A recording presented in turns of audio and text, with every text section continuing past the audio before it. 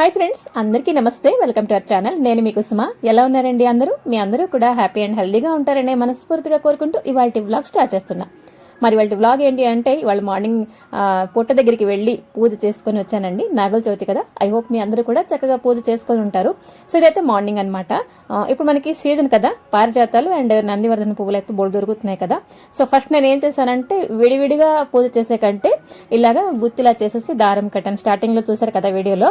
నాకు అది అంటే రెగ్యులర్ గా పూజ చేసే కంటే కొంచెం ఏమైనా వెరైటీ చేద్దాం అని చెప్పేసి నేను అనుకుంటూ ఉంటాను. అండ్ పారిజాతాలు కూడాను డిఫరెంట్ స్టైల్లో 2-3 రకాలు అయితే దండలు చేశాను అనమాట. ఈ వెరైటీ ఆఫ్ దండలు అయితే లాస్ట్ బ్లాగ్ లో కూడా నేను షేర్ చేస్తాను. ఒకవేళ మీకు అలంకరణ ఇంట్రెస్ట్ అయితే తప్పకుండా ఛానల్ కి విజిట్ చేయండి. అలాగే వీడియోస్ నచ్చుతున్నట్లయితే చిన్న లైక్ చేయడం మాత్రం మర్చిపోకండి. కొత్తగా విజిట్ చేస్తున్నారా? తప్పకుండా సబ్స్క్రైబ్ చేసుకుంటారని మనస్ఫూర్తిగా కోరుకుంటున్నాను. ఒకవేళ కంటెంట్ నచ్చినట్లయితే. ఇంకా కట్ చేస్తే మార్నింగ్ పూజ అయిపోయింది. దీపావళికి పెట్టే లైట్లు ఇంకా తీయలేదు. నేనైతే ఇవి తులసం పూజ అయ్యేదాకా లైట్స్ అవి తీయకుండా ఉంచుతానండి. ఇంకా ఎర్లీ మార్నింగ్ అయితే ఇలా చీకటి కొంచెం వెలుతురు వస్తుండగా లైట్స్ అన్ని వెలిగించుకొని చక్కగా తులసం దగ్గర పూజ చేస్తే నాకు చాలా నచ్చుతుంది అనమాట. పాజిటివ్గా అనిపిస్తుంది. అండ్ వింటర్ కూడా మనకి వచ్చేస్తుంది కాబట్టి వెలుతురు అంత వేరంగా రాదనమాట. చాలా పీస్ఫుల్గా అనిపిస్తుందండి నాకైతే.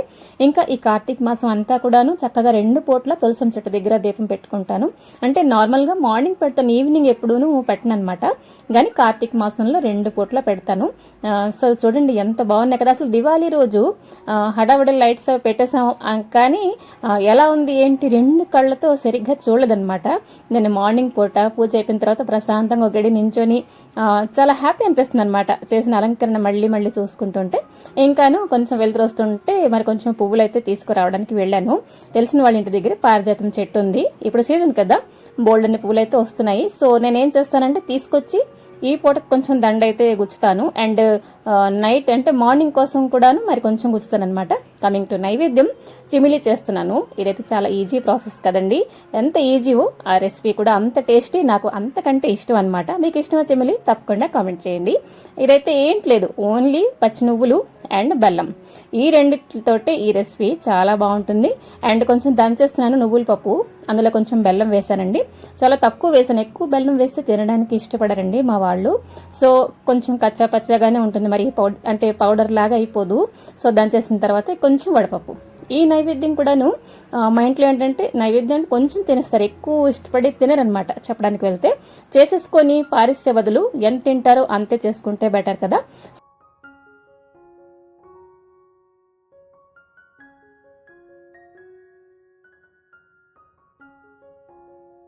ఇంకా నెక్స్ట్ చేస్తున్నాను చలిమిడి. ఇదైతే నార్మల్ చలిమిడి, పాకం పెట్టేసి ఏం చేయట్లేదండి. కొంచెం బియ్యం పిండి, ఇలాచి, కొంచెం పంచదార అండ్ కొంచెం గీ వేసుకొని చిన్న ఉండల్లాగా చేశాను అనమాట. మనకి నాగుల చవితికి మెయిన్ నైవేద్యం ఏంటంటే చిమిలి కదా. కొంతమంది అంటే కోడిగుడ్లు కూడా వేస్తుంటారు. అండ్ నేనైతే కొబ్బరికాయ, అండ్ అత్తి కూడా చెప్పారు అక్కడ వెళ్ళేసి కొబ్బరికాయ కొట్టకు, ఇంట్లో కొట్టేసి పట్టుకెళ్ళు అని చెప్పేసి, ఏమైనా ఫ్రూట్స్ ఏమైనా ఉంటే కట్ చేసి పట్టుకెళ్ళి అక్కడ నైవేద్యం చేయడానికి నీకు ఈజీగా అవుతుంది అని చెప్పేసి అన్నారనమాట. సో అదే నేను ఫాలో అవుతున్నా. అంటే అత్తిగా అంటే మా ఆయన వాళ్ళ అక్క అనమాట. మేమైతే అత్తిగా అంటాము, కొంతమంది వదిన గారు అని చెప్పేసి కూడా అంటుంటారు కదా. సో ఇక్కడ కట్ చేస్తే రెడీ చేసుకుంటున్నాను దీపాలు. ఇవైతే కొత్తవే, దీపావళికి కోసం తీసుకున్నాను. అండ్ అవి ఒకసారి నీటిలో నానబెట్టేసి తీసినవే. అయితే ఏంటంటే నెయ్యి కరిగించవచ్చు కదా అని చెప్పేసి మీకు అనిపించవచ్చు, కానీ పట్టుకెళ్ళేసరికి కారిపోతుంది కదా. కాబట్టి కొంచెం ఇలా గట్టిగా ఉండేటట్టుగా ఉంటేనే నాకు ఈజీ అనమాట. సో అక్కడ పని అయిపోయింది వంటింట్లో.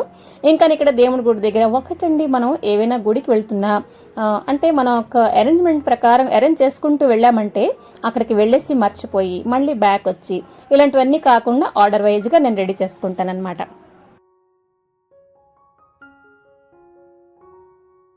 ఇదేమైనా ఒక వింత అని చెప్పేసి అనేసుకోకండి.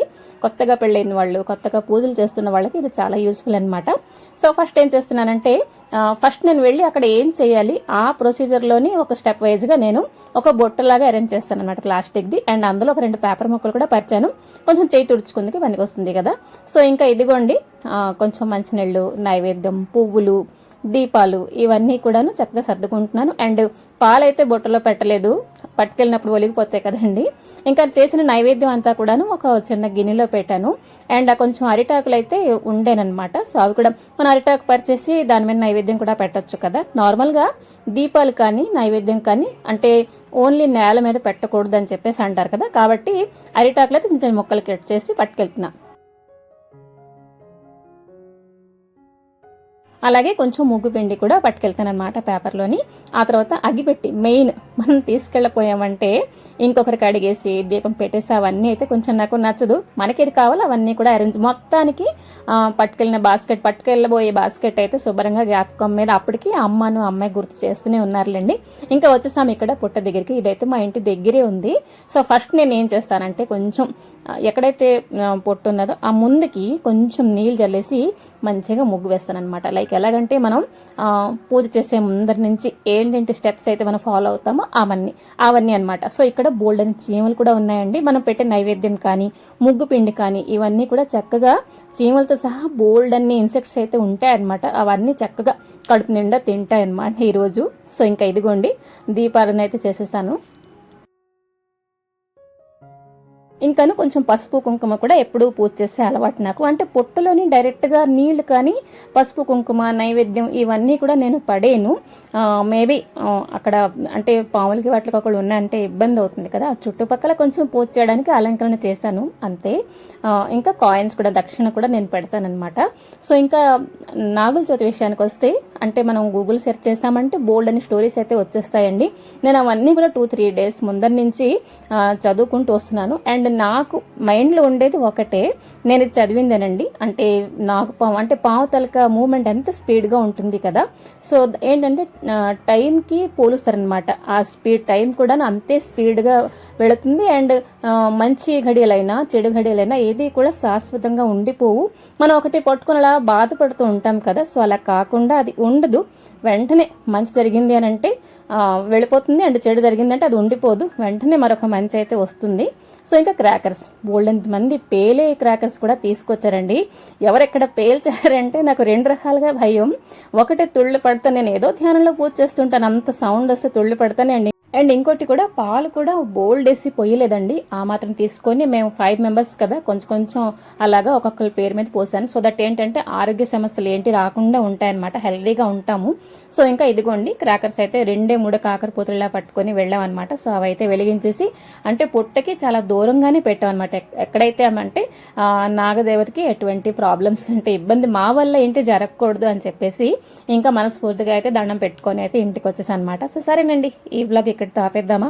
లైక్ చేయడం మాత్రం మర్చిపోకండి, సబ్స్క్రైబ్ కూడా చేసుకోండి కంటెంట్ నచ్చినట్లయితే. మరొక మంచి వ్లాగ్తో మీ ముందుకు వస్తాను. Till then take care and bye by.